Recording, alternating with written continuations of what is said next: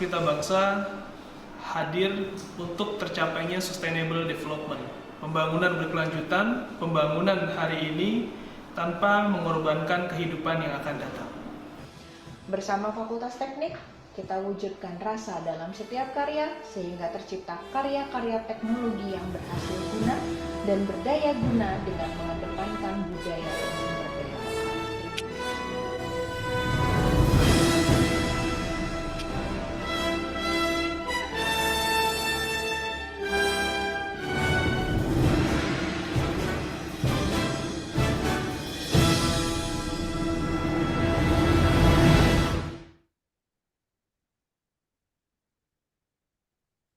Oke, silakan MC-nya untuk mulai.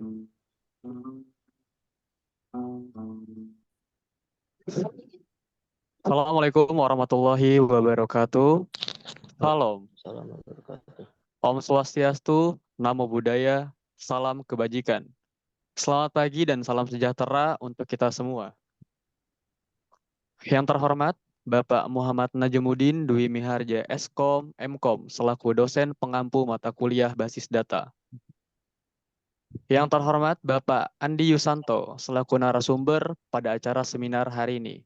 Serta yang terhormat, para audiens yang berbahagia. Pertama-tama, marilah kita panjatkan puja dan puji syukur atas kehadirat Allah Subhanahu wa Ta'ala, Tuhan yang Maha Esa.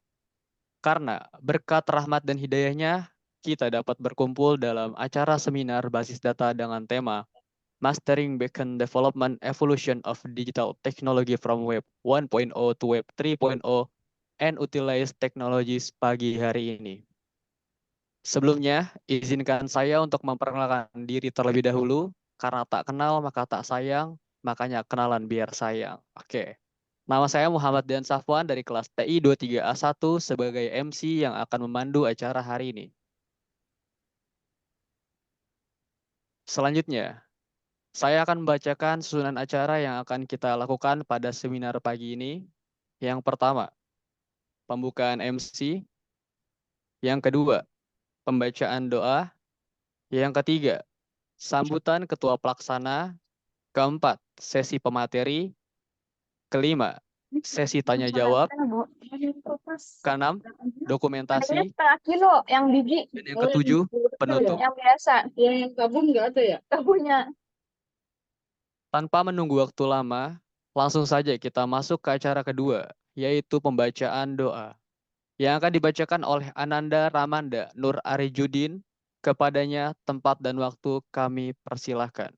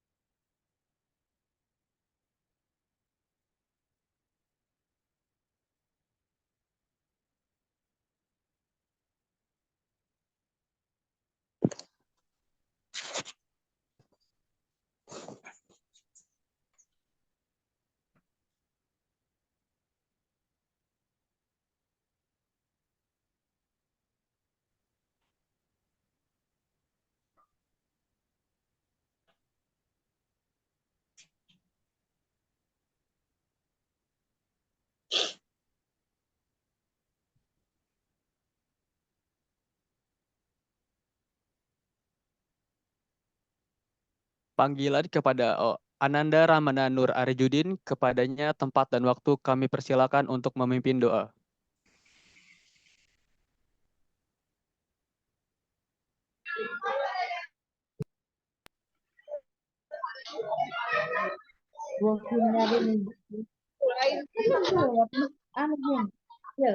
Dasti. Itu orang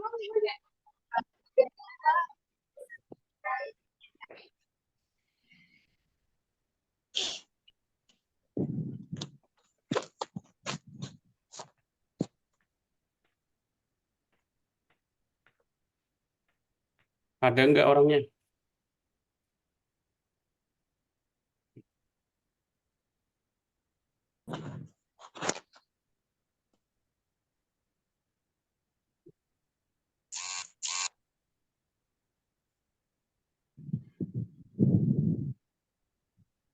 Gimana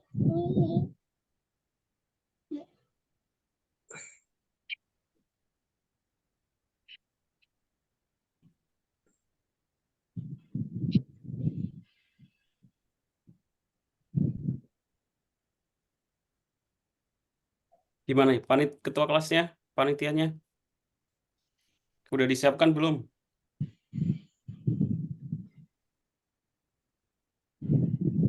Dua udah ada bagiannya Pak, kayaknya dia kemana ya? Belum masuk Zoom, Pak, yang bagian doanya. Oke, saya mulai doanya aja. Oke, terima kasih. Bismillahirrahmanirrahim. Assalamualaikum warahmatullahi wabarakatuh. Satu.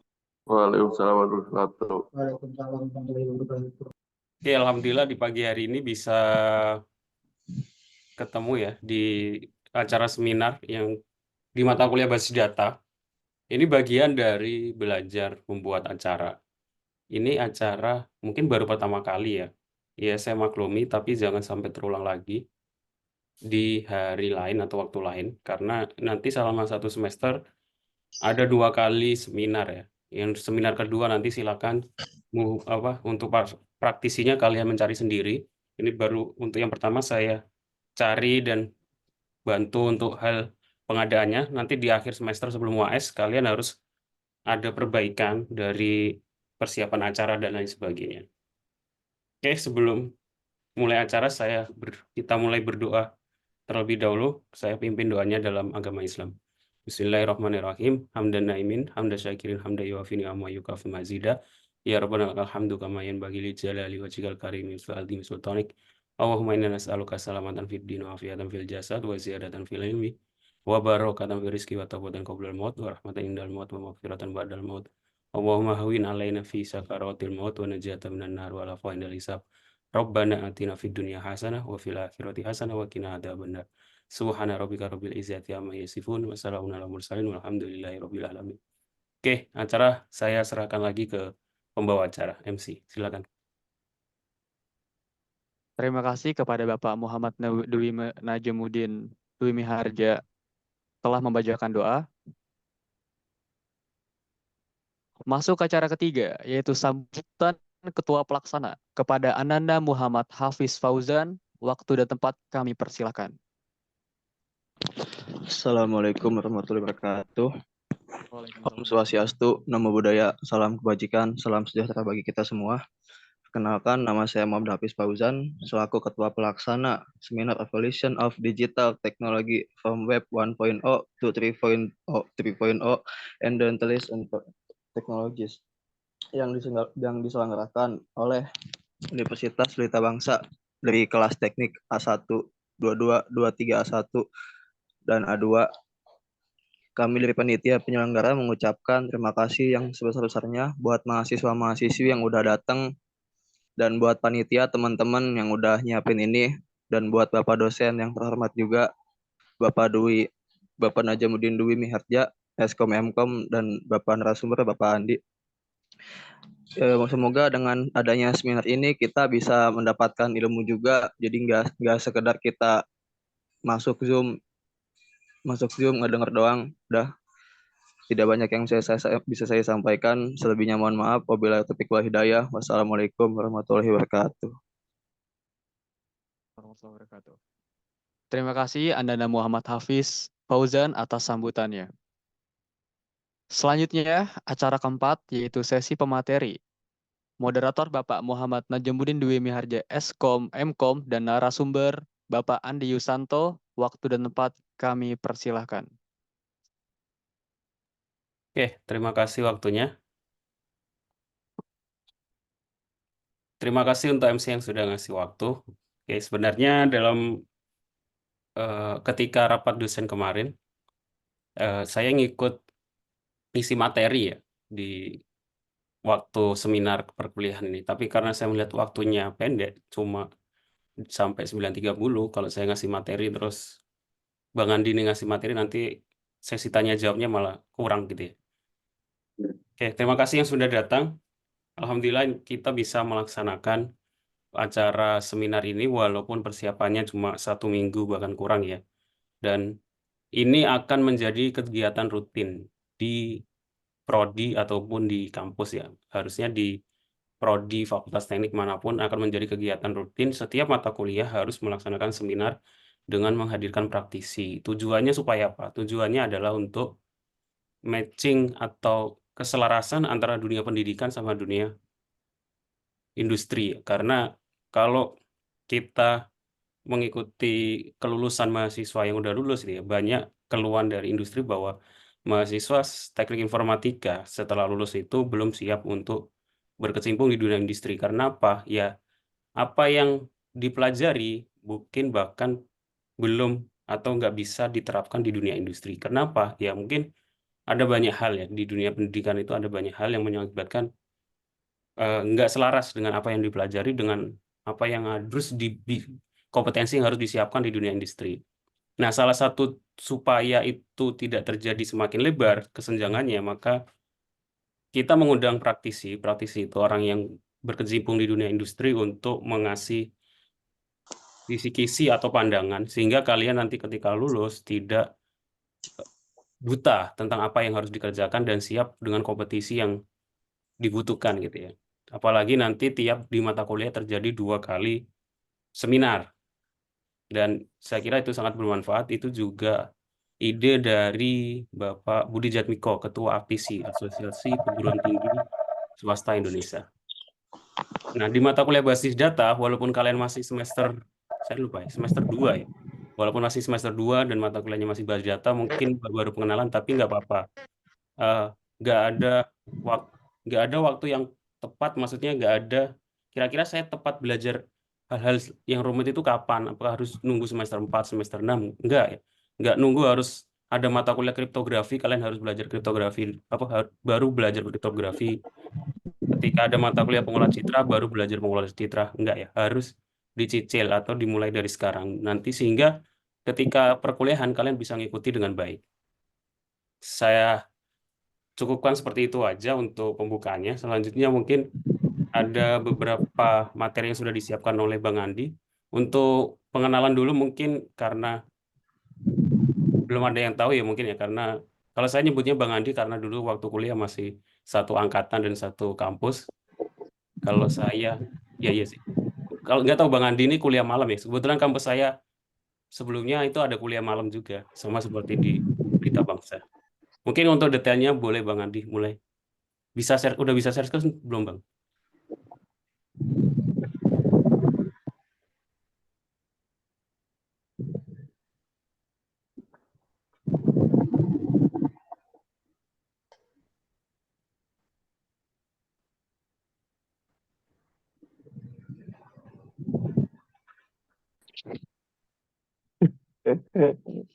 Kami anak stiker sahur-sahur.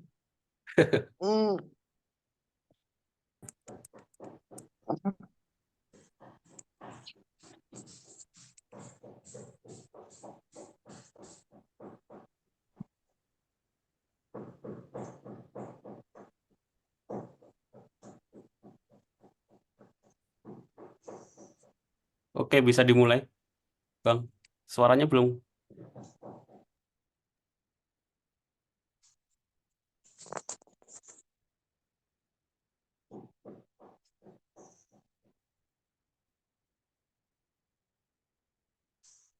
Settingan di ininya ya. Zoom-nya apa di headsetnya?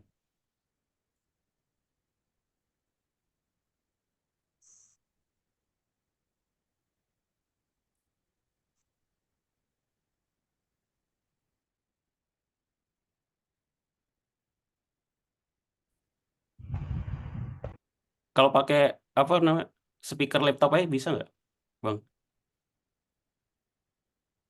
Pakai speaker laptop aja.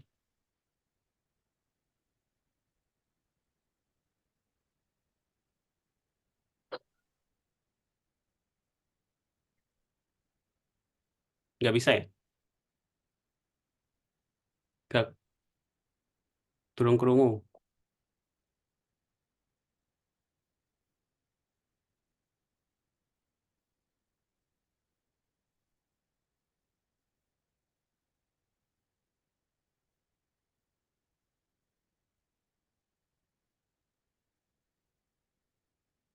Di setting ininya ya, setting Ubuntu ini Ubuntu kan. Nah itu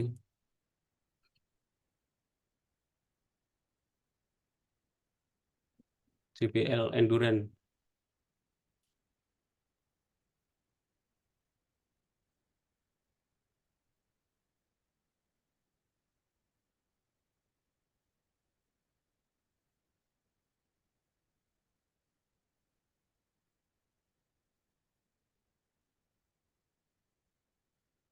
Audio setting zoom-nya bang, gak bisa ya audio setting zoom ya?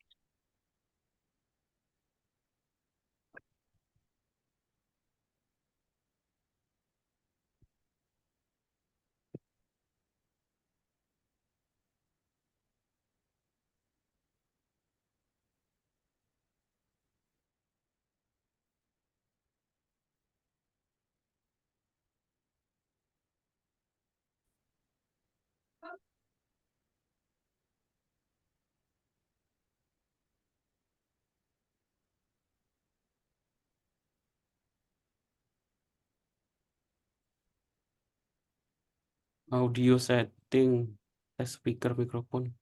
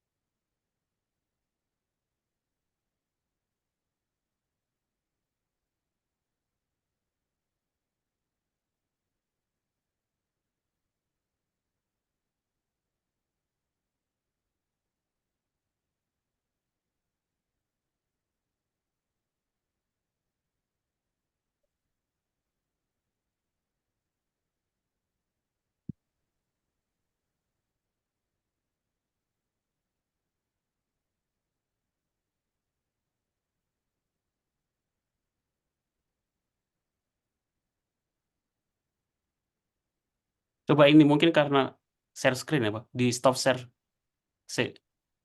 Baru nanti biasanya di sebelah speaker itu ada titik Dengar 3. nggak ya?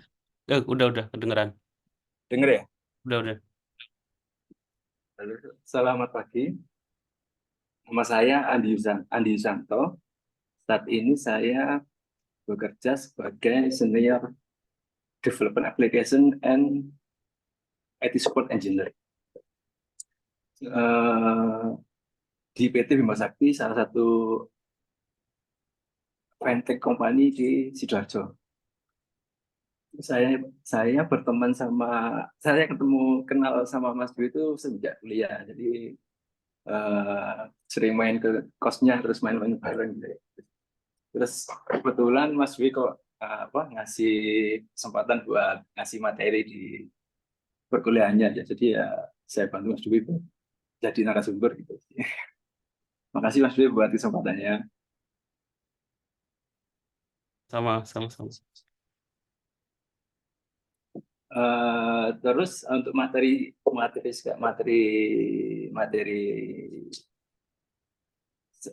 untuk waktu ini saya ngambil tema perkembangan teknologi digital web 1.0 sampai web 3.0. Teman-teman pernah tahu sejarahnya web nggak?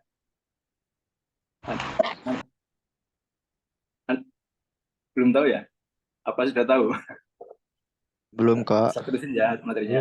Belum, Kak. Jadi untuk web itu awal mula perkembangan web itu awalnya terjadi sebelumnya pengertiannya dulu ya. Web adalah sistem informasi untuk bertukar dokumen dalam jaringan yang terkoneksi. Jadi, yaitu sistem informasi untuk bertukar dokumen dalam jaringan yang terkoneksi. Menurut Oxford University. Sorry, slide saja. Lalu, apa sih web 1 itu? Web 1.0 itu, jadi tahun 1990, itu ada orang namanya Tim Berners-Lee. Dia mulai mengerjakan sebuah proyek jaringan besar untuk menghubungkan informasi-informasi di seluruh dunia, sehingga terciptalah yang dinamakan World Wide Web atau WWW. Saat itu web baru memasuki awal-awal masa perkembangannya. Ia belum interaktif dan tampilannya belum menarik sekarang.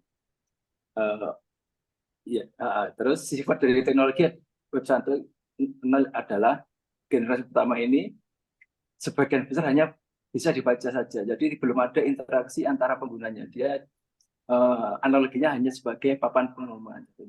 Seperti itu. Selanjutnya, lalu berkembang lagi menjadi web 2.0. Untuk teknologi yang ada di web 2.0 ini sudah jauh berkembang dari pendahulunya. Jadi pengguna tidak hanya lagi membaca atau menerima informasi, tapi dapat merespon serta ikut membuatnya di dalam web. Web 2.0 bahkan menghasilkan banyak teknologi yang mengubah hidup seluruh masyarakat global. Platform seperti media sosial dan pasar online bermunculan. Marketplace seperti itu. Dengan interaktif yang sangat tinggi dalam web 2.0, sifat 2.0 ini sifatnya disebut bersifat read dan write, ya. Jadi dia bisa membaca dan si user bisa ngasih memberikan memberikan respon. Selanjutnya selanjutnya berkembang menjadi web 3.0. Dikenal juga sebagai web semantik. Rancangan terbaru ini diklaim dapat meningkatkan manajemen data dengan membuat seluruh website. Semua data yang saling terhubung itu nantinya akan dikumpulkan pada satu basis terbuka bernama Solid. Mempunyai fitur yang dianggap lebih canggih dari teknologi website ini. Mesin dirancang untuk dapat mengerti bahasa manusia lebih kompleks. Mesin pencari yang tidak lagi membaca bahasa manusia sebagai kata kunci terbicara, tetapi membacanya sebagai suatu keutuhan. Seperti itu. Untuk penjelasan masih seperti itu ya, diterima dulu aja. Untuk selanjutnya karakteristiknya. Jadi web 1 itu dari penjelasan tadi itu untuk karakteristiknya masing-masing perkembangan paradigma perkembangan web tadi ada web 1.0, web 2.0, web 3.0. Itu karakteristiknya. Web 1 itu dia masih bersifat statik. Jadi HTML yaitu HTML dasar, yaitu basic HTML dengan sedikit atau tanpa CSS. Interaktif pengguna terbatas, sebagian besar melalui formulir dan masukkan pengguna dasar. Maksudnya usernya hanya dikasih form buat ngisi data aja. Jadi dia nggak bisa melakukan, kalau sekarang kan udah YouTube bisa like, terus dia bisa bikin konten sendiri, itu belum bisa. Terus penyajian informasi tanpa banyak konten buatan mobile. Jadi user nggak bisa ikut serta bikin konten di dalamnya. Itu web 1.0. Terus web 2.0. Antar muka pengguna yang kaya dan desain responsif. Jadi dia sudah mulai bisa berinteraksi dengan usernya. Bisa melalui blog, media sosial, dan Wikipedia. Wiki ya, dan lainnya. Kolaborasi jejaring sosial dan aplikasi web interaktif. API, Application Benefits, yang memungkinkan pengembang pihak ketiga menggunakan aplikasi yang berinteraksi dengan layanan web. Jadi di situ sudah ada fitur API. Jadi API itu Application Programming Interface. Jadi dia antar muka aplikasi yang bertujuan supaya sistem atau aplikasi lain bisa berhubungan. Jadi maksudnya dia bisa saling bertukar data dengan menggunakan API tadi. Dengan web 3.0,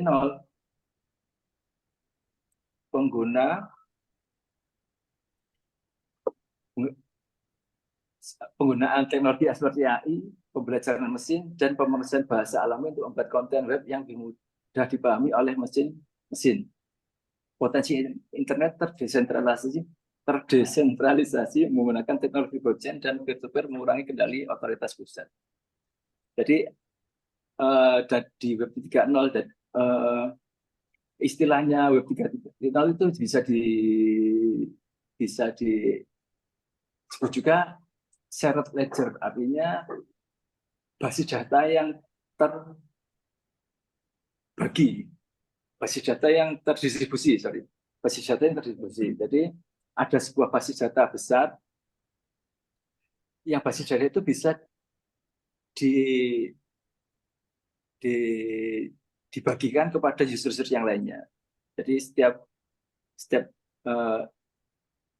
seperti itu. Jadi ada basis data besar yang bisa digunakan oleh user-user yang terkoneksi dengan Web 3.0 seperti itu. Untuk teknologinya bisa digunakan, untuk teknologinya bisa untuk diimplementasikan di AI, yaitu AI artificial intelligence, terus machine learning dan blockchain. Jadi yang sekarang lagi hype itu kan blockchain ya, terutama kriptokurrensinya. Jadi seperti itu. Dia termasuk ke paradigma teknologi Web 3.0 seperti itu.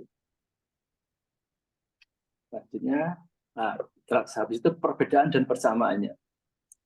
Perbedaannya untuk di sini dikategorikan ada interaksi pengguna. Jadi interaksi penggunanya itu di Web 1.0 pada dasarnya di sini dijelaskan Web 1.0 pada dasarnya tentang konten, status, dan interaksi pengguna yang minimal. Jadi seperti yang disebutkan tadi bahwa dia masih berupa dipergunakan sebagai papan pengumuman saja. Jadi informasinya hanya sebagai info aja. Jadi usernya nggak tahu, dia belum bisa mengolah data yang diinformasikan tadi. Dia hanya bisa menerima dari usernya.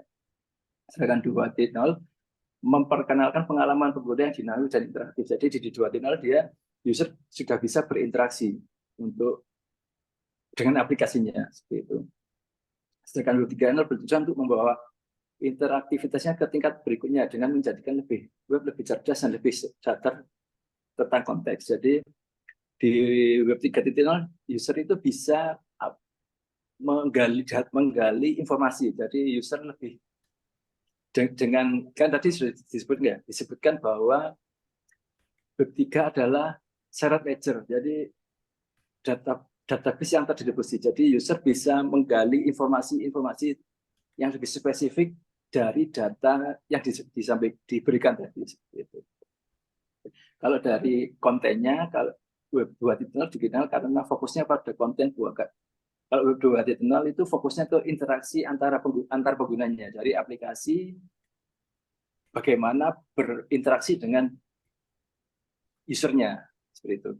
Dan Web 1.0 memiliki kontribusi pengguna yang terbatas, jadi dia hanya masih memberikan informasi saja, tidak bisa berinteraksi. Sedangkan Web 3.0 meningkatkan kualitas dan konten buatan pengguna. Jadi dia dari teman-teman sudah pernah lihat yang generator AI gitu, generator AI enggak? Ya, seperti itu dia. Jadi kita bertanya terus dari data yang sebesar tadi bisa kita mendapatkan informasi yang diekstrak dari data-data tadi seperti itu. Seperti itu ya. Selanjutnya interaksi pengguna, konten, selanjutnya adalah teknologi. Kalau dari teknologinya, Web 1.0 dibangun berdasarkan HTML dasar dan script terbatas. Dari untuk Web 1 ini masih hanya HTML dan mungkin sedikit CSS saja sih seperti itu. Terus kalau Web 2.0 memperkenalkan aplikasi internet yang kaya. Jadi dia sudah banyak teknologi yang dipakai. Kalau sekarang itu masih di 2.0 ya. Kalau sekarang itu sudah pakai banyak bahasa. Kan kalau yang Web 1.0 masih pakai HTML. Kalau Web 2.0 itu sudah pakai banyak bahasa. Kalau bahasanya sekarang kan bahasa pemrograman sekarang kan sudah banyak banget tuh. Ada Golang, kalau ada PHP, ada Dart, ada Java yang paling. Ada Java, habis itu Node yang paling baru itu yang kalau kalau kalau di tempat saya kerja itu pakai Node, Java. Halo, halo, dengar nggak? Ya, Teman-teman dengar nggak? kedengaran, Bang. Halo, Kedengaran. Kak. Kedengaran, Pak. kedengaran aja. Ya, Iya, kedengaran. Oke. Jadi ada Java, ada Node, terus apa lagi ya? Ya macam-macam ya, ya seperti yang beredar sekarang di bahasa pemrogramannya.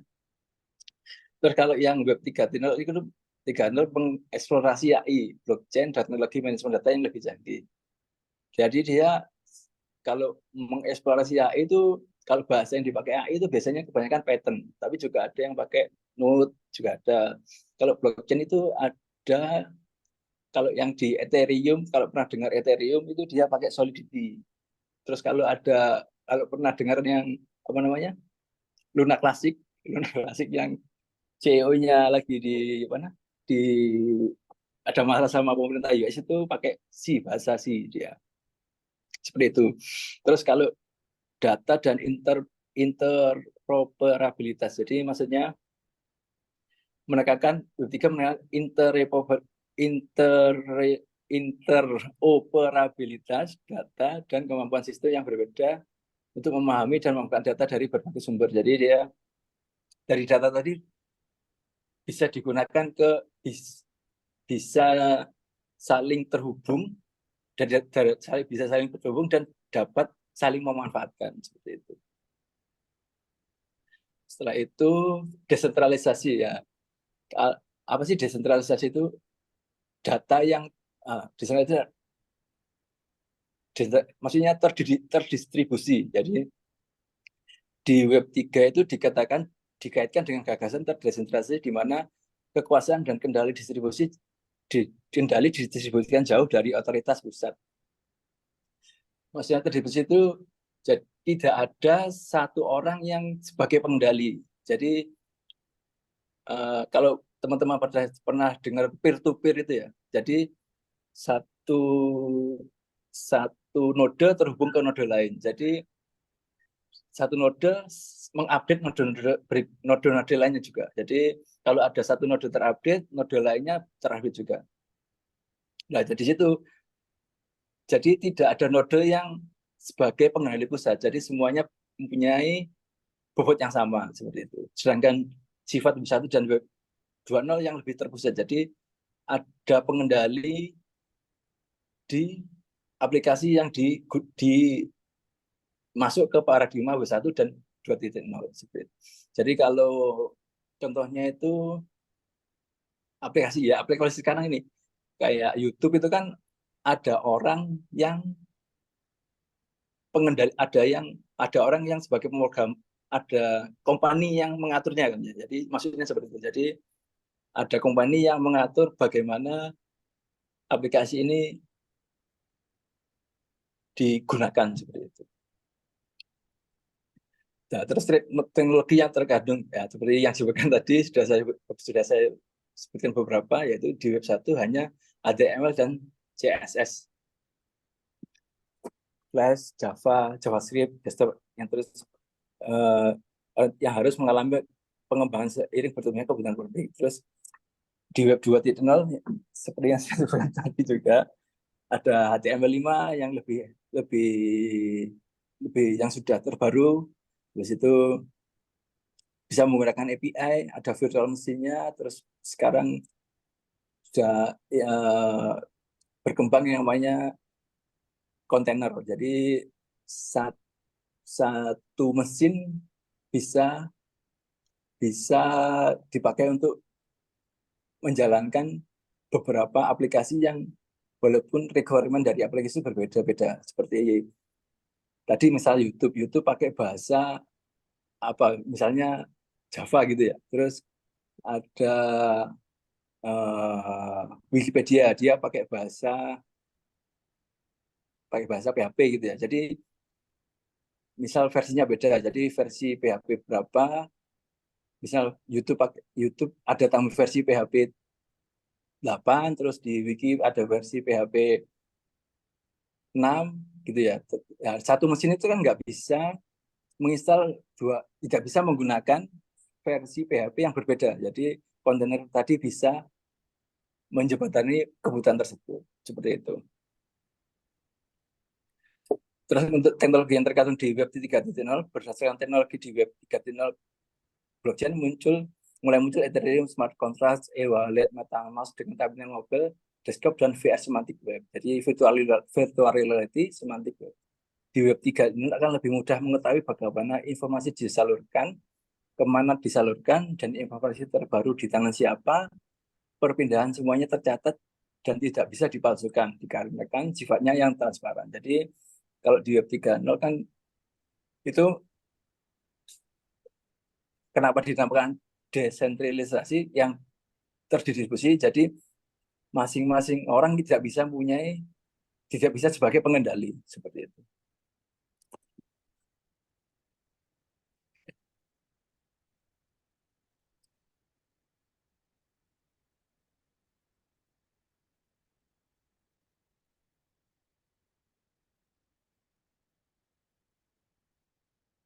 Maaf teman-teman, apa namanya?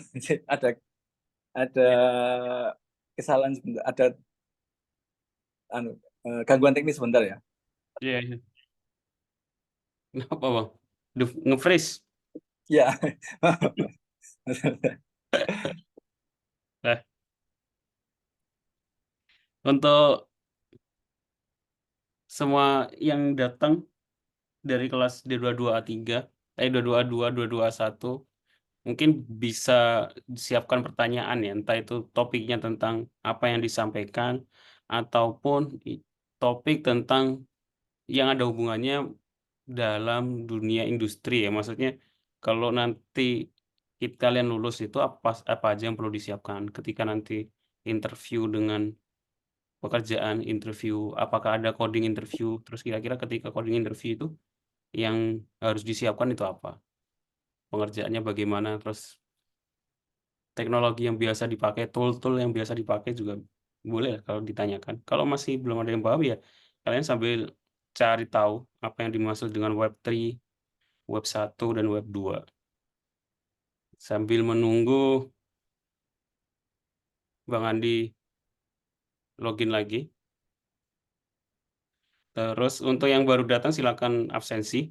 Panitianya silakan ini ya, nanti setelah acara saya harap sertifikat bisa secepatnya dikirimkan. Nggak tahu mau dikirimkan lewat apa. Kalau di Google Form-nya cuma ada nama, email, sama kelas sama bukti sih harusnya dikirim lewat email ya. Nah, evaluasinya mungkin ya. Jadi kalau evaluasinya, karena ini baru pertama kali, mungkin di kelas ini juga baru pertama kali ya. Maksudnya di mata kuliah lain. Di semester ini kan kalian ada 7 semester, 7 kelas ya. Dan rencananya di setiap kelas ada seminar. Jadi disiapkan di seminar di mata kuliah lain. Nanti di semester kedua atau di akhir semester sebelum UAS juga ada lagi. Jadi lebih siap gitu ya. Jadi proses belajarnya seperti itu. Bagaimana bernegosiasi dengan pemateri yang akan kita undang, desain poster dan lain sebagainya sebagai panitiaan belajar ya. Karena ya itu yang dikerjakan. Kadang kalau di prodi gitu ya, yang kita kerjakan di prodi juga gitu ya. Bahkan cakupannya lebih luas, yang undang dari profesor di tempat lain, dari kota lain, handle transportasinya, nyari penginapannya gitu, menyiapkan absensi, sertifikat. Padahal di prodi cuma berapa orang? Di prodi cuma ada 3 orang. Pak Wahyu sama sebagai Kaprodi, saya, Mas Alfian, 4 orang ya, sama Bu Edora. Seperti itu.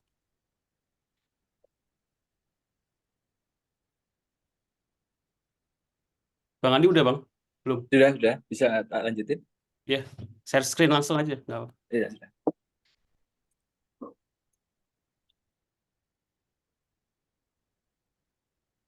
WiFi ini apa?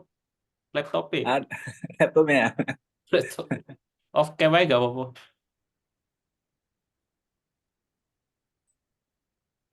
Kok nggak bisa share ya, Gu ya?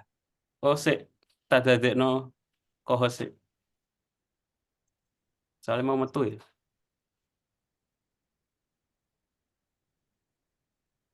Coba share screen. Masih. Harus disable participant screen sharing.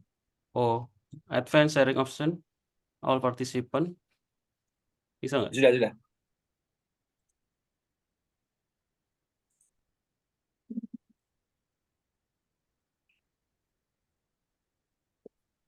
Sampai sini, habis itu ya terima kasih. Jadi terima kasih teman-teman buat mau dengerin, mau eh, me- memberikan waktunya buat bisnis saya. Terus untuk saya mau sekalian promosi. Jadi saya ada produk yang saya maintain saat ini namanya Pulsagram. Jadi di Pulsagram ini dia brandingnya sebagai aplikasi pembayaran pulsa yang paling murah. Jadi kalau teman-teman mau cari aplikasi buat beli pulsa yang paling murah bisa pakai Pulsagram. Pulsa yang paling murah bisa pakai Pulsagram.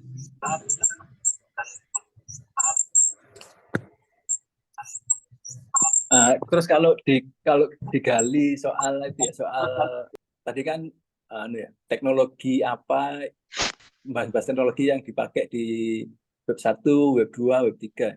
Kalau di Pulsagram ini ada kalau yang dipakai itu kalau bahasa yang dipakai ada dia pakai PHP sama Java. Terus kalau database-nya pakai Postgre. Terus kalau web servernya pakai Apache. Terus kalau infranya dia pakai Google Cloud. Jadi mungkin teman-teman kalau pengen tahu gimana sih cara bangun aplikasi, bisa dengan beberapa teknologi yang saya sebutkan tadi sudah bisa bangun aplikasi seperti salah satunya Pulsagram itu. Sekian materi dari saya, mungkin ada pertanyaan dari teman-teman semua, bisa ditanyakan. Saya ini dulu, Bang. Sebelum masuk ke pertanyaan, kira waktunya udah ke sampai 9.30 ya. Nggak banyak sih, udah 8.44. Mungkin ini Bang, sebelum masuk ke pertanyaannya, Bang Andi boleh cerita dari setelah lulus kuliah S1, lulus kuliah 2014 atau 13 ya? 13 akhir. 13 ya. Nah, 2013 pengalaman pekerjaannya terus memegang aplikasi apa aja, teknologi yang digunakan apa aja sampai sekarang kira-kira bisa diceritakan nggak? Boleh. Ya. Jadi Biar boleh. yang lain ngerti ya. Ya. Siap. Jadi awal kerja saya lulus kuliah akhir 2014. Jadi setelah itu saya melamar pekerjaan di salah satu company, salah satu perusahaan fintech itu namanya Fastpay dia. Fastpay itu bergelut di, kalau teman-teman tahu namanya PPUB. Jadi pembayaran seperti kayak tagihan air, pulsa, telepon, listrik, semacam seperti itu. Di situ saya pegang produk namanya Fastpay, bukan sih, membantu, istilahnya apa ya? Ya dapat tas untuk Maintenance. maintenance namanya produk namanya Fastpay. Di Fastpay itu brandingnya yang di branding di Fastpay itu dia adalah aplikasi yang bisa digunakan sebagai bisnis. Jadi maksudnya dari aplikasi itu usernya bisa melakukan bisnis ya di bisnisnya itu seperti yang saya sebutkan tadi, pembayaran, tagihan telepon, terus tagihan air, kartu kredit, pembelian tiket kereta, pembelian tiket pesawat, seperti itu. Jadi user pakai aplikasi itu untuk jualan tiket kereta dari jualan tadi, usernya dapat keuntungan dari aplikasi itu seperti itu. Untuk teknologi yang dipakai di Fastpay, dulu itu kan teknologi kan berkembang ya, dari dulu yang belum ada cloud, sekarang sudah ada cloud. Dulu yang masih servernya on-premise, maksudnya on-premise itu masih di kantornya, di kantornya. Kalau akses harus datang ke kantornya dulu. Sampai sekarang infranya itu bisa dinaikkan di cloud. Dulu masih on-premise itu sampai sekarang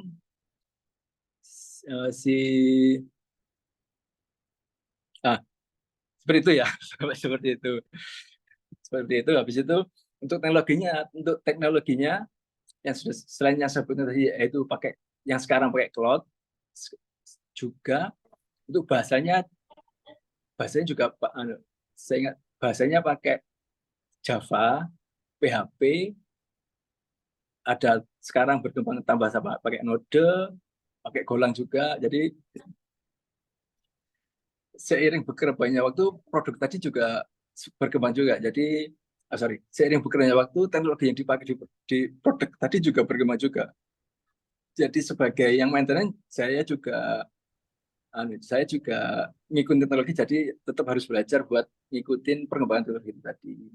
Kalau dari saya, skill saya dulu itu cuman PHP sama Java. Jadi itu setelah kerja ternyata tambah banyak ya, teknologinya tambah berkembang cepat banget. Sekarang sudah ada Golang, terus Node, terus Android pun nomor 67 sampai 68. Kita ada produk dari BBP, pengiriman dari Jawa. Halo? Ngomong. Lanjut, Bang. Apa? Oh, siap. Seperti itu. Habis itu sudah sih.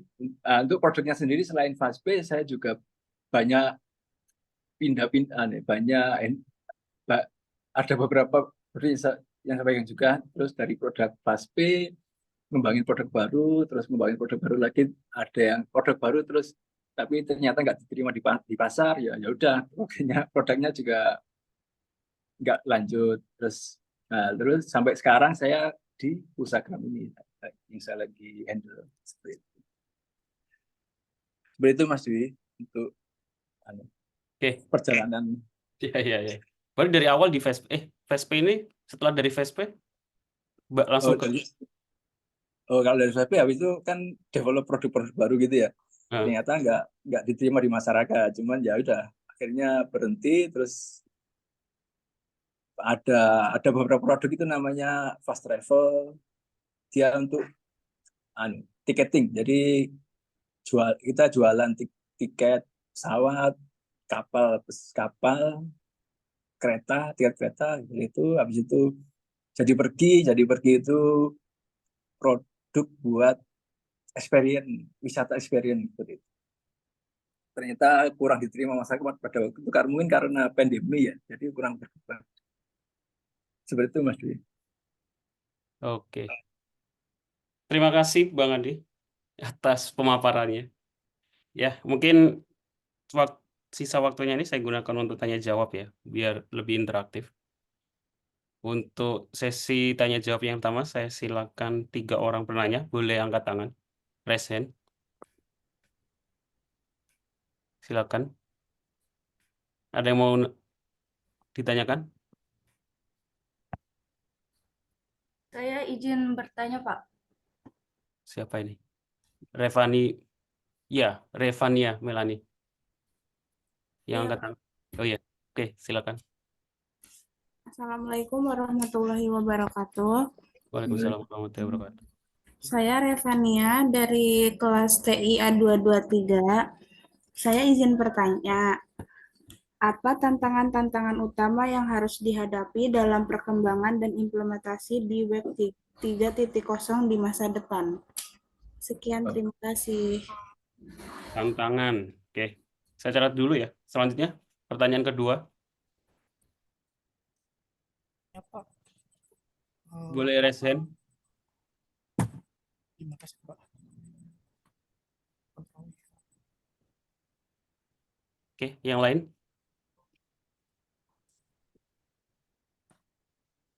Talita, silakan Talita. Izin bertanya, saya Talita dari kelas A1. Untuk web kan tetap berevolusi ya Pak. Nah untuk Pak Andi Yusanto sendiri untuk web 4.0 udah ada gambarannya belum? Terima Web kasih. for apa? Web for apa? Web 4.0, Oh, lanjutan dari Ya, jadi ya. kayak udah kebayang apa gimana gitu belum Pak? Terima kasih. Ya, terima kasih Mbak Talita. Pertanyaan sangat menarik. Kemudian yang ketiga, silakan. Langsung angkat tangan aja. Banyak, ini ada 2 ya. Yang paling atas dulu ya, Yudi Gunawan. Boleh Yudi Gunawan.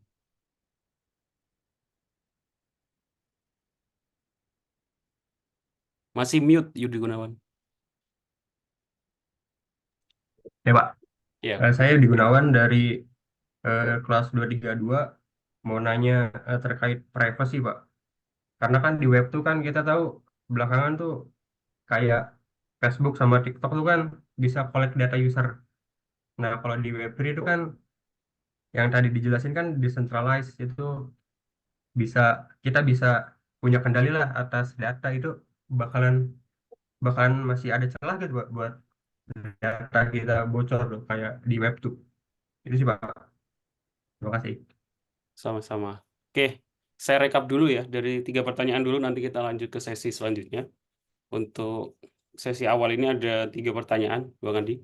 Yang pertama dari lupa tadi, nggak nyatet dulu, Reina. Tentang tantangan-tantangan apa yang ada di Web3. Terus pertanyaan kedua, Talita, nah itu tadi. Karena evolusi web yang cepat, kira-kira Web 4.0 itu konsepnya atau paradigmanya gimana? Terus pertanyaan ketiga, Yudi Gunawan, nah ini masalah security ya. Bagaimana mungkin masalah security atau privasi data yang terjadi di Web 2.0 tidak terjadi di Web 3 ya. Mungkin Bang Andi juga jelasin, kira-kira sudah ada kejadian tentang masalah keamanan data di Web 3.0, harusnya sudah ada ya. Oke, Bang Andi mungkin bisa jelasin satu-satu dulu dari yang pertama. jadi yang pertama tadi pertanyaannya adalah tantangan ya. Tantangan. Jadi kalau Web 3 itu tantangannya pertama itu teknologinya itu banyak banget. Jadi pertama itu bagaimana kita follow up sama teknologi yang ada di Web 3. Jadi untuk sekarang sih saya lagi belajar di jaringannya Ethereum. Jadi sambil nyambi belajar soal gimana caranya bikin mesin learning gitu ya. Jadi kan kalau secara personal sih banyak banget teknologinya, cuman kita harus fokus sama apa kita mau fokus ke yang kemana, fokus yang mana. Jadi misal kalau di machine learning kita fokus ke teknologi yang dipakai di machine learning. Kalau kita mau ke blockchain-nya, ke cryptocurrency-nya, gabung sama komunitas jaringan-jaringan blockchain gitu, kita join ke komunitas yang kita cocok dengan visi sama misinya. Habis itu kita belajar teknologi yang dipakai di komunitas tersebut. Nah, kalau sekarang sih yang lagi paling besar itu komunitas Ethereum. Jadi saya lagi belajar teknologi Ethereum pakai bahasa Solidity seperti itu. Mungkin kurang lebihnya seperti itu. Mungkin jawabannya kurang memuaskan, tapi ya seperti itu. Tantangannya soal gimana kita kita belajar dan tetap terbuka sama perkembangannya. Jangan menutup diri sama kok banyak banget ya gitu. Enggak, gitu. Harus open penulisnya, pengetahuannya aja, nambah wawasan. Yang kedua tadi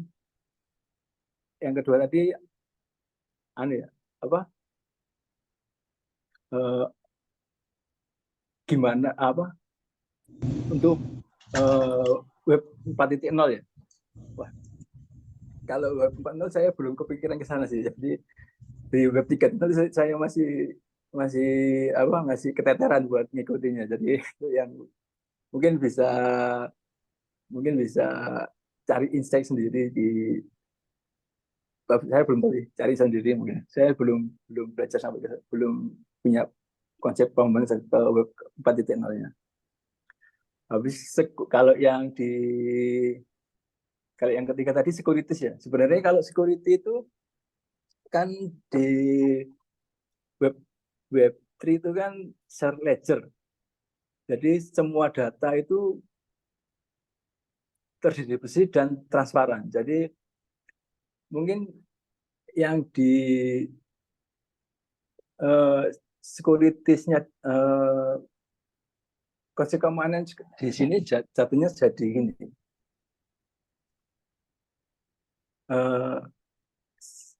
Gimana cara kita supaya data kita nggak sampai sama aja kayak gitu. Sebenarnya kalau secara data itu kita nggak bisa data kita nggak bisa dilihat sama orang lain seperti itu. Tapi dia ngasih fitur namanya kriptografi. Jadi data kita kan terenkripsi. Jadi data kita akan susah dibaca kalau kita nggak tahu key sama nggak tahu kredensial yang dipakai di data itu. Seperti itu.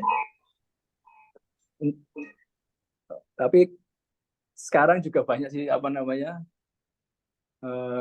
tools yang buat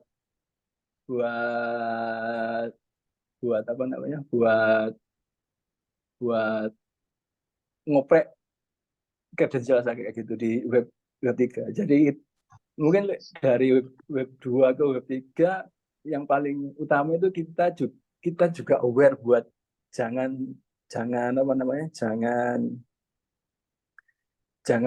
mudah untuk membagi data-data kita sendiri seperti itu.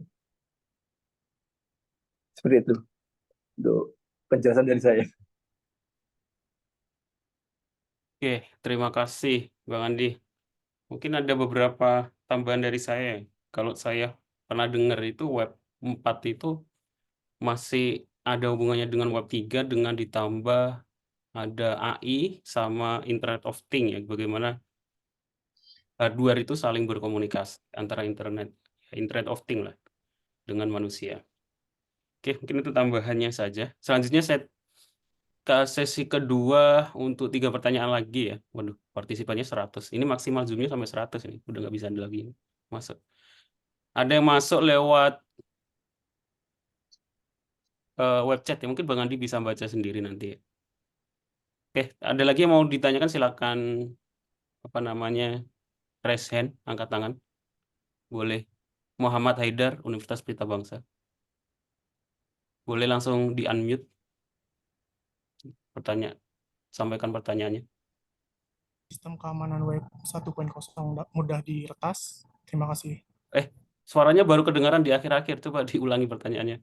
Tadi masih mute ya? Izin bertanya Pak, buat yang baru, izin bertanya apa sistem keamanan web 1.0 mudah diretas? Terima kasih. Apakah web 1 mudah diretas? Oke. Pertanyaan kedua ya. Yang pertama tadi dari web chat. Apakah web 1 mudah diretas? Kemudian selanjutnya silakan. Boleh mengangkat tangannya.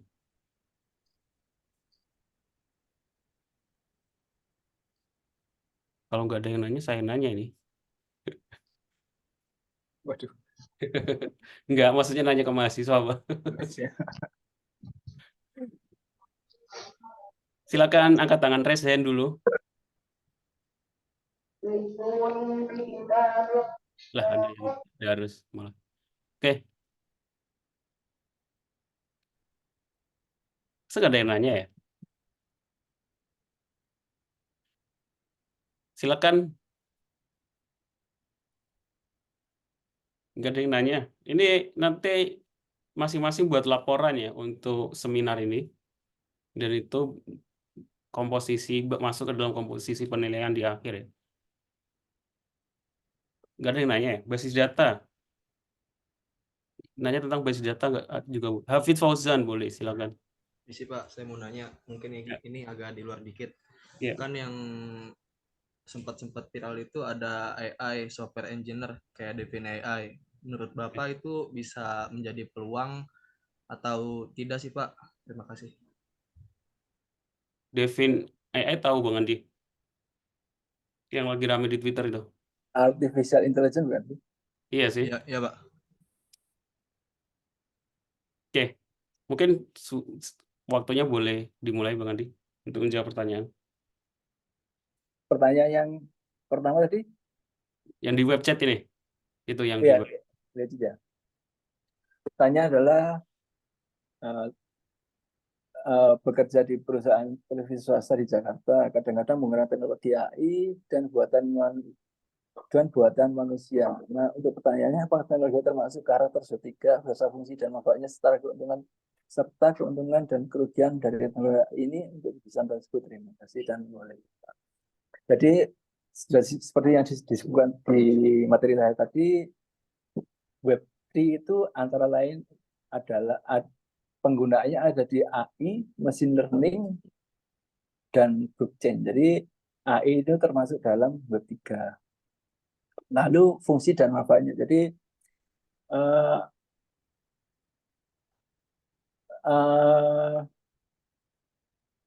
AI itu bisa dimanfaatkan di banyak AI kan kecerdasan buatan ya. Jadi kalau yang sekarang diimplementasikan itu sekarang sudah pakai ChatGPT belum teman-teman? Nah, salah satunya itu pakai menggunakan teknologi artificial intelligence. Jadi kita kalau di ChatGPT kan dia collect dia data besar yang menyimpan banyak hal. Jadi kita tanya sesuatu dengan semantik, dengan kita ketik sesuatu terus kita kasih istilahnya inputan buat apa sih yang mau ditanyakan. Habis itu di ChatGPT dia ngolah semantik katanya. Habis semantik katanya lalu dia cari di data dia, habis itu dia menampilkan apa yang ditemukan di data yang disimpan di ChatGPT itu. Untuk penggunaannya tergantung data yang disimpan di sana. Jadi kalau contohnya di ChatGPT, kalau datanya berupa data menyimpan banyak hal, jadi kita bisa tanya macam-macam. Terus kalau datanya berupa data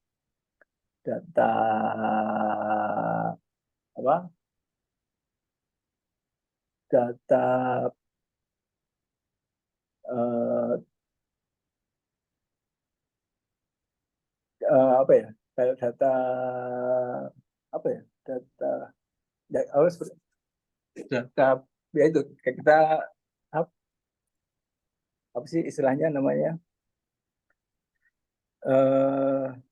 Mas Dwi, apa namanya yang sistem bakar. Jadi sistem bakar kalau datanya berupa sistem bakar, kita mau mencari soal kebakaran apa nih, mencari kebakaran soal apa. Nah, dari kebakaran tadi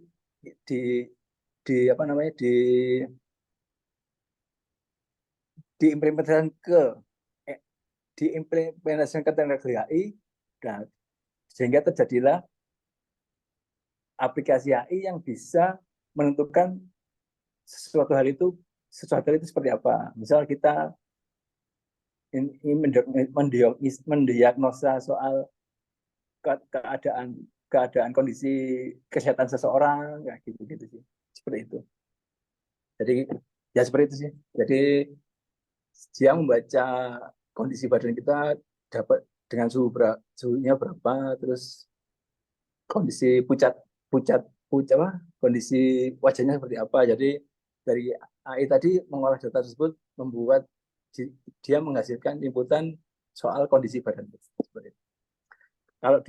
Kalau apa keuntungan dan kerugiannya, kalau keuntungannya pekerjaan kita jadi lebih ringan sih, dan kita bisa melakukan banyak hal di sana dengan cepat. Kalau kerugiannya mungkin yang dulunya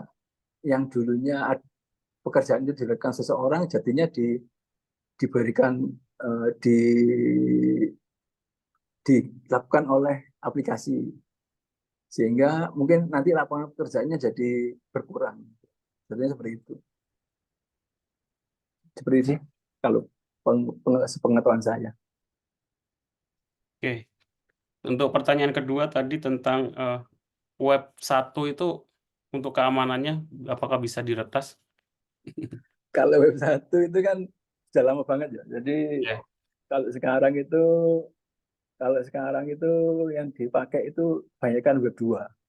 Kalau web 1 kan jatuhnya sebagai papan pengumuman saja. Yeah.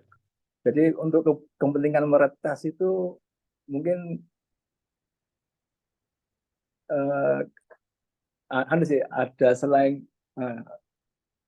teknologi yang kalau kondisi orang bisa meretas itu kan jadi dia ada kepentingan sama dia tahu teknologi atau cara untuk meretasnya. Jadi kalau menurut saya untuk di web 1 sendiri kemungkinan diretasnya itu ada, cuman keuntungan yang didapat dari meretas web 1 itu yang kurang worth it buat dilakukan. Oke. Saya kira cukup ya. Tadi siapa yang nanya ya? Pak, saya lupa nulisnya. Terus yang terakhir, Hafid Fauzan. Tentang define AI. Gimana tanggapannya? Apakah kira-kira jadi ancaman atau membantu atau gimana? Define AI. Seperti yang saya berikan tadi kan, sekarang itu sudah banyak AI kayak AI buat bikin code, AI buat generate gambar, AI macam-macam lagi. Jadi keuntungannya kalau penggunaan AI, pekerjaan kita jadi lebih cepat, mungkin lebih cepat banget lebih cepat. Ini saya coba pakai ChatGPT itu write code buat apa gitu ya, buat itu 1 menit saja jadi lebih cepat daripada saya bikin sendiri yang harus cari tahu, nyoba-nyoba gitu. Itu membantu banget. Kalau kerugiannya ya itu tadi, jadi pekerjaan yang awalnya pekerjaan dilakukan orang jatuhnya jadi dilakukan sama teknologi AI. Jadi kemungkinan besar ke depannya pekerjaan-pekerjaan yang bisa dilakukan teknologi AI itu bakalan hilang. Tapi bakalan muncul juga tantangan lagi, yaitu bakalan muncul juga pekerjaan-pekerjaan yang menuntut untuk mempunyai pengetahuan yang lebih banyak lagi sih. Jadi manusia itu jadi dituntut untuk lebih berkembang lagi supaya bisa menggunakan teknologi AI itu untuk lebih maksimal. Oke. Aku juga belum punya gambaran sih pekerjaan apa nanti, cuman kemungkinannya seperti itu. Mungkin ini pertanyaan tambahan ya, mungkin lagi membahas tentang ChatGPT. Kira-kira apa ya saran untuk mahasiswa yang masih belajar ya? Saya kira kan ini mahasiswa masih awal ya, masih belajar bahasa pemrograman. di semester 2, semester 3, kira-kira tanggapan Bang Andi gimana? Untuk mahasiswa itu apakah langsung belajar menggunakan ChatGPT atau harus belajar basic dulu atau gimana? Karena ini kadang mahasiswa itu dikasih pertanyaan langsung terlek dari ChatGPT itu di copy paste di jawaban tugas gitu. Gimana kira-kira? Sarannya gimana? Ada sih sebenarnya, kalau dari aku sendiri sih dari awal kan aku belajar itu kan sebenarnya, kalau dulu ya awal-awal dulu kan belajarnya dari buku. Kita Buku ya. baca buku, habis itu kita Praktek. paham bukunya, terus kita nyoba-nyoba dari bukunya. Habis itu naik lagi kita pakai Google dulu. Kita pakai Google, kita cari punya pertanyaan, kita tanya di Google pertanyaannya apa. Habis itu sekarang lagi apa namanya, lagi trennya itu pakai ChatGPT. Sebenarnya kalau ChatGPT itu kayak buku, Google itu sebagai media belajar buat meningkatkan pengetahuan kita, tentunya gitu ya. Jadi maksudnya tujuannya kan supaya pengetahuan kita kita bisa mengetahui apa yang kita lakukan gitu kan. Apa yang kita mau lakukan, terus apa yang mau kita lakukan. Jadi kelemahannya di situ ada, kalau kelemahannya di situ kalau kita dari yang baca buku kita belajar supaya tahu, dari Google yang kita tanya terus kita dapat jawabannya, terus dari ke ChatGPT yang kita tanya kita dapat semua jawabannya tanpa kita mikir step-stepnya itu gimana. Nah, kalau penggunaan ChatGPT sebaiknya kita sekalian memahami step-step yang kita step-step apa yang terjadi di jawaban dari ChatGPT tadi. Jangan asal jawabannya ini. Jadi pengaruh tadi cuma lewat aja, jangan sampai pengaruh tadi cuma lewat aja. Harus kita renungkan dulu. Ini kesini itu ngapain, ini kesini ngapain, ini kesini ngapain. Walaupun kita nggak nulis awal kan kita sudah tahu nih. Ini kesini. Dia kesini itu mau melakukan ini, dia habis itu melakukan ini, habis itu melakukan ini. Jadi pengetahuan tadi berhenti kita andapkan dulu di pikiran kita, dipahami dulu sama kita, habis itu kalau sudah dipahami, nah itu tadi bisa baru, kalau sudah kita, kan tujuannya biar kita paham, ya udah. Kalau kita paham ya udah, soal di kopas atau gimana terserah. Pokoknya yang jangan sampai pengetahuan tadi cuma lewat doang gitu. Biasanya sih. Ya. Mungkin tambahannya gini ya, kayak kalau saya lihat, kadang saya ngasih tugas kalau mahasiswa semester 1, semester 2 ya. Coba buat program mencetak bilangan ganjil 1 sampai 10. Kalau itu dicari di ChatGPT langsung ketemu 1 detik, 2 detik ya. Tapi kalau orang lain langsung copy paste, terus pertanyaannya berubah gitu ya, cetak bilangan ganjil dari 10 ke 1. Ya nggak bisa kalau nggak tanpa ChatGPT. Tapi kalau ketika dia dari pertama ketemu per kode 1 sampai 10 terus dipahami, jadi kodenya itu ya kuncinya itu, kodenya dipahami walaupun dengan mudah, kode itu harus dipahami tiap sintaknya, tiap barisnya. Jadi ketika pertanyaan berubah, entah itu dibalik atau kasusnya berubah, tapi konteksnya masih sama, ya kita masih bisa ngerjain tanpa perlu ChatGPT. Ya, maksudnya gimana? Maksudnya supaya kita terbiasa sih sebenarnya. Nanti ketika menemukan hal yang lebih kompleks, itu kita nggak merasa susah kalau sudah terbiasa memahami baris setiap kodenya gitu ya.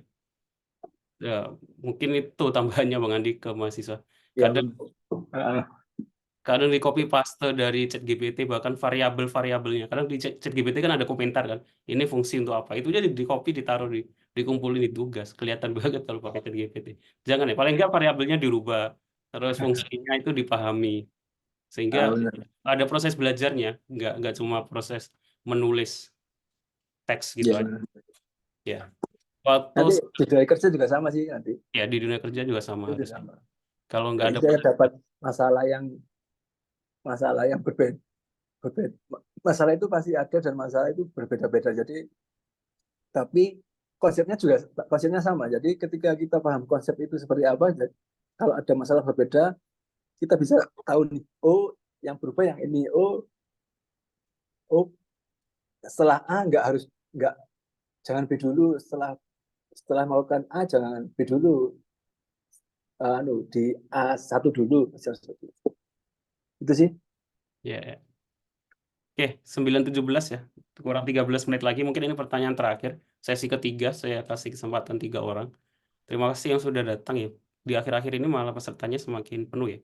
Saya langganan Zoom-nya sampai 100 ya. Jadi kemungkinan kalau ada yang masih mau masuk nggak akan bisa ya.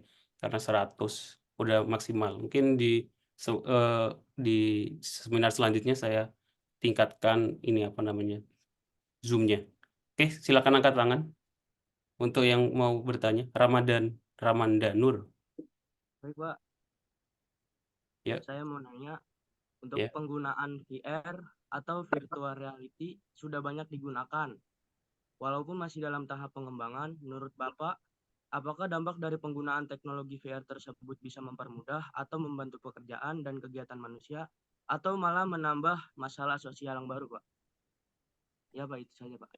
Ramandanur dari mana ya? Dari Pelita Bangsa? Maaf, Pak. Saya dari kelas TI A2, Pak. Oh, TI A2. Oke. Terus mungkin yang lain, pertanyaan yang lain. Saya, Pak. Siapa ini? Leonardus. Ya, Pak. Oke, silakan. Dalam arsitektur web modern, apa keuntungan penggunaan arsitektur microservice dibandingkan dengan monolitik? Jelaskan bagaimana arsitektur microservice dapat meningkatkan skalabilitas dan fleksibilitas aplikasi web. Oke, microservice dan monolitik. Oke, kemudian yang terakhir. Masih ada pertanyaan yang terakhir? Udah teriak-teriak, woy. Kenapa dia ngomong?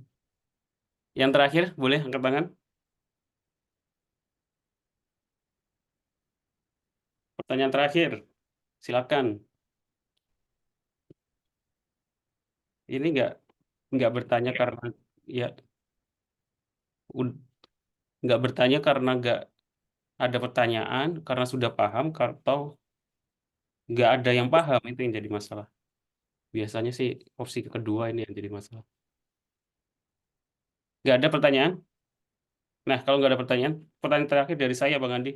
Ini buat mahasiswa aja biar sekalian ngerti ya.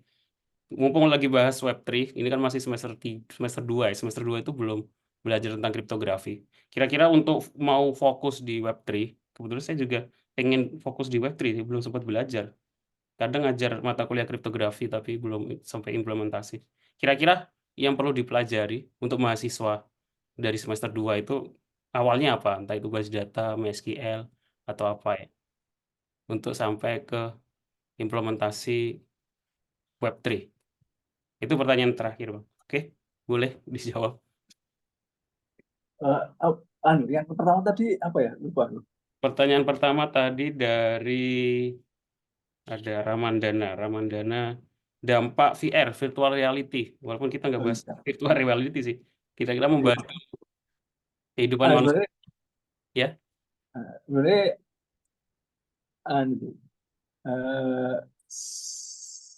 kalau sepengetahuan gue itu yang meluncurkan VR itu masih Apple ya, jadi dan harganya pun juga sangat sangat mahal sekali.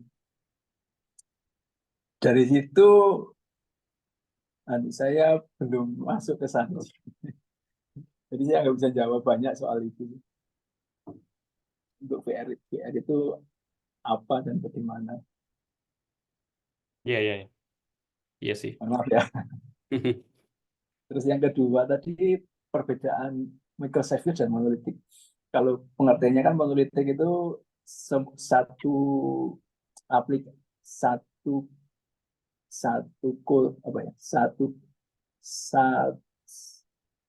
aplikasi itu dijadikan satu struktur, kalau dikompilasi jadi satu code, jadi satu kumpulan aja. Jadi banyak service itu, misal kalau Zoom ini ya ada untuk service chat itu, jadi chat itu masuk, misal Zoom ada service chat, ada service chatting, ada service videonya, ada service suaranya. Nah, kalau yang microservice itu misalnya di Zoom, jadi dia Zoom ini punya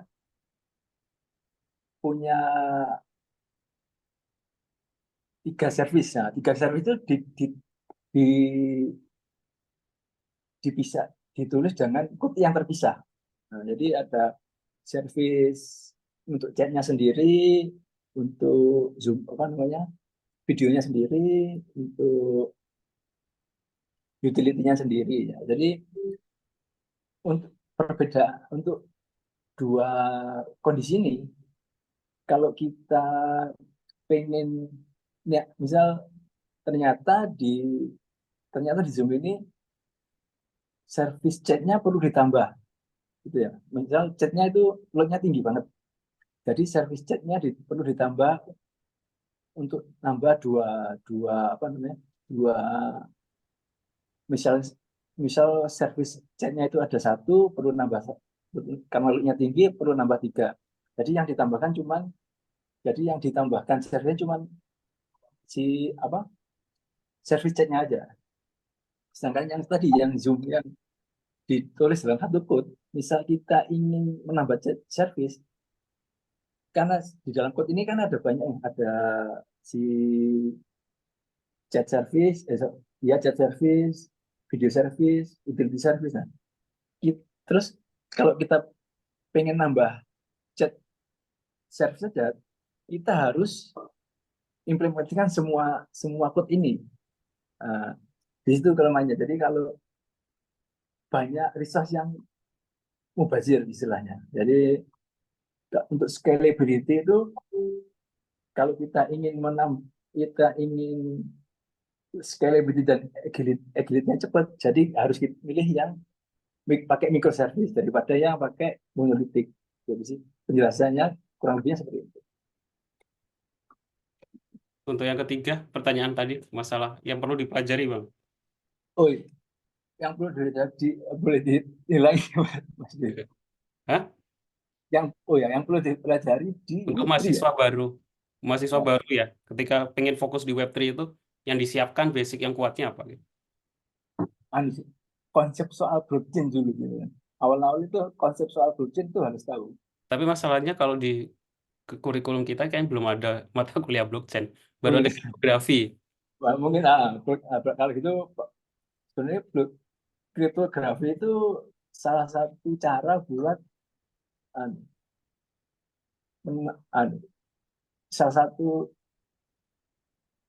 salah satu metode yang dipakai di blockchain. Jadi blockchain itu kan kumpulan dari blok-blok data ya. Iya, blok data itu dikoneksikan pakai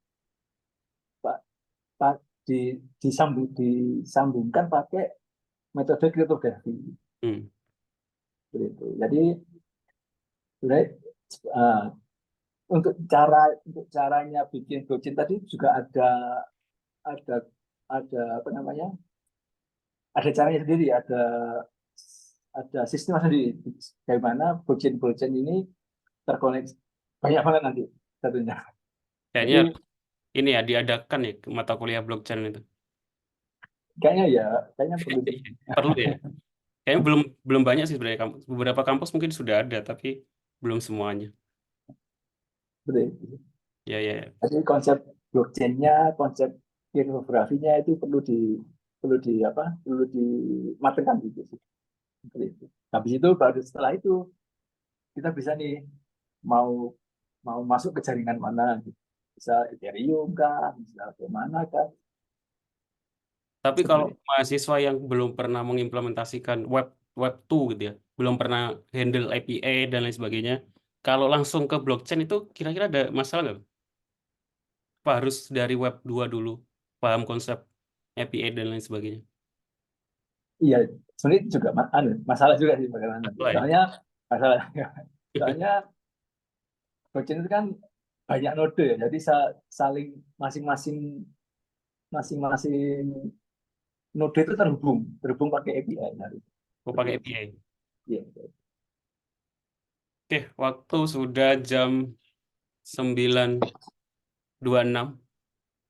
karena tadi ada yang bahas tentang microservice dan monolitik, jadi silakan juga ikut seminar di mata kuliah saya. Kebetulan saya juga mengadakan kelas yang saya ajar di mata kuliah pemrograman web 2 juga akan mengadakan seminar dengan topik microservice.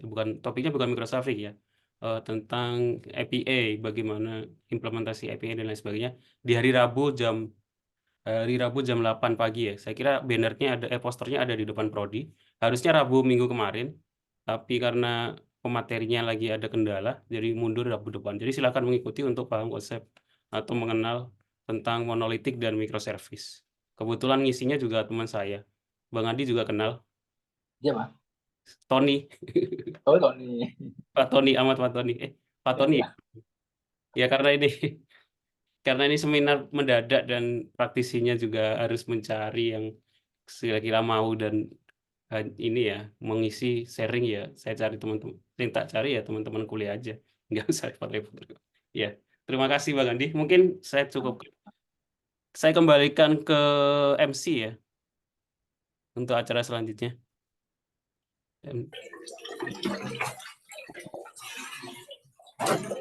MC-nya mana ya? Tadi siapa ya MC-nya ya?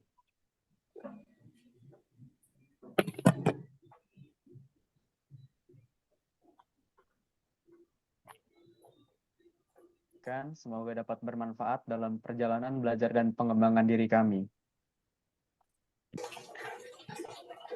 Suaranya baru kedengaran. Tadi siapa MC-nya? Saya, Pak. Ada suara nggak, Pak? Oh, dari Pradipta. Oke, sesi terakhir apa sesi terakhir?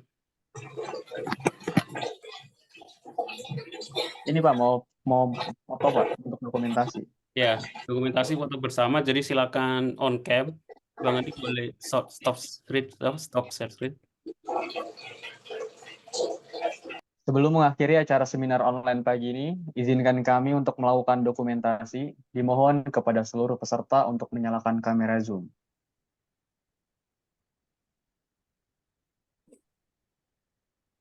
Pada hitungan ketiga, penanggung jawab dokumentasi akan mengambil screenshot untuk setiap slide.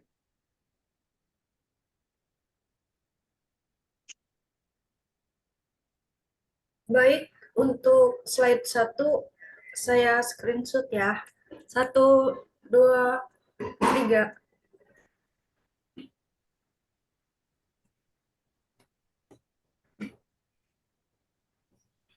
Untuk slide kedua 1, 2, 3.